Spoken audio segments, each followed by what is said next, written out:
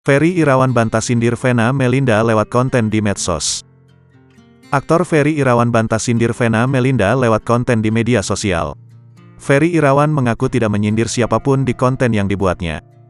Setelah bercerai dan bebas dari penjara, Ferry Irawan mulai aktif mengembangkan konten di media sosialnya. Melihat kontennya, banyak warga internet yang berspekulasi bahwa dia sedang balas-membalas sindiran dengan mantan istri. Adapun, Ferry Irawan sempat terlihat membuat konten bahwa ia telah dicampakkan oleh seseorang. Menanggapi soal itu, Ferry Irawan menyebut bahwa dirinya tak pernah menyindir siapapun. "Tidak tahu, saya tidak pernah bikin TikTok untuk nyindir siapapun," kata Ferry Irawan, Jumat tanggal 15 September tahun 2023. Ferry berujar bahwa dia membuat konten TikTok dengan tujuan ingin menghibur penontonnya. "Saya buat konten untuk menghibur masyarakat aja. Tidak pernah, jadi apa yang saya buat di TikTok itu murni menghibur masyarakat," ujar mantan ayah sambung Verrell Bramasta.